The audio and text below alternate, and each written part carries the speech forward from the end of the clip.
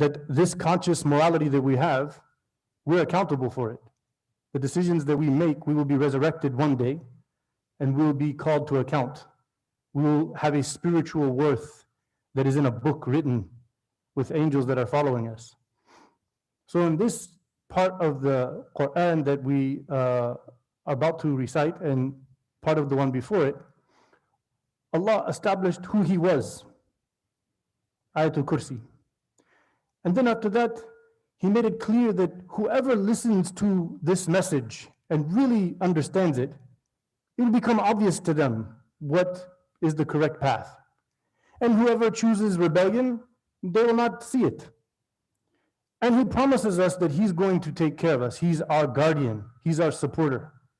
And He will take us out of the darkness of immorality and corruption and confusion and bring us into the light of clarity of purpose, of a clear path back to where we came from, heaven. Inna lillahi wa inna ilayhi raji'un.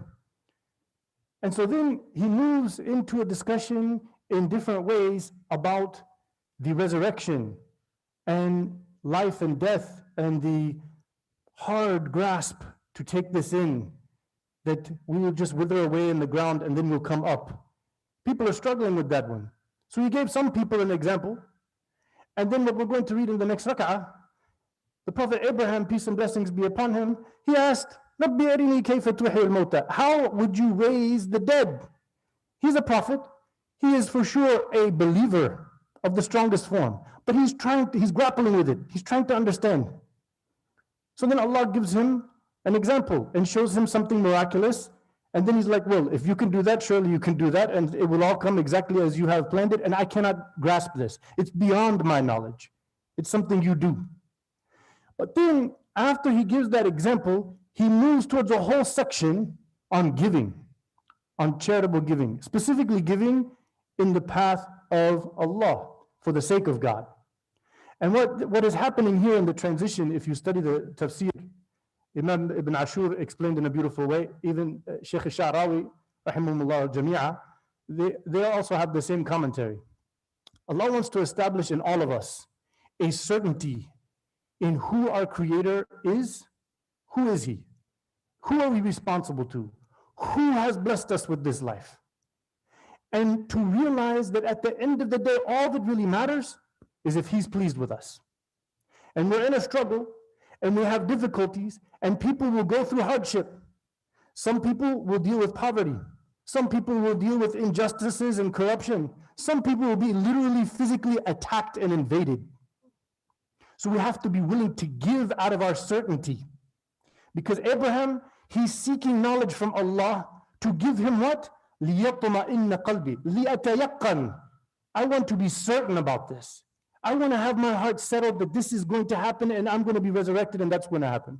Once he has that, then Allah immediately says the great value that can happen when you give for the sake of Allah, for His path, fi sabilillah. What that means is giving your wealth towards something that will promote the divine truth, that will establish His message, that will bring His calling to light, which is compassion and mercy and justice and peace, right? And so we built this facility here with an intention to be very intentional on this, to create a center that is not just a place where people pray, but yet it's a place where people grow in their knowledge, they grow in fellowship, they really get to know other believers, not just the Assalamu alaikum at the mosque go by, Eid come in, Jumu'ah come in, and then nobody really knows each other. And God forbid that only people know each other from their tribe, because we are from the tribe of Allah Azza wa Jal. We're the believers. Every believers come in different colors, they come in different languages, they come in different sizes, different ages, and they all come together for one purpose. Fi sabilillah. So may this month be a month of richness so we can move ourselves closer towards building an infrastructure, a new facility, to have bigger and larger programming, to hire new people to be focused in different angles of the work so that we can really establish a center that will make an impact, that on the Day of Judgment, what we put into it is exactly as Allah said. It became all these different benefits for so many people. And our scale of deeds, the real worth and the real value that we have is mattering on the Day of Judgment.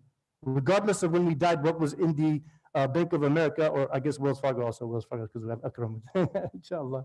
So this is what we're called to do. So I ask Allah to give us success in that. Jazakumullah khair. We'll go ahead and continue with the Tarawih.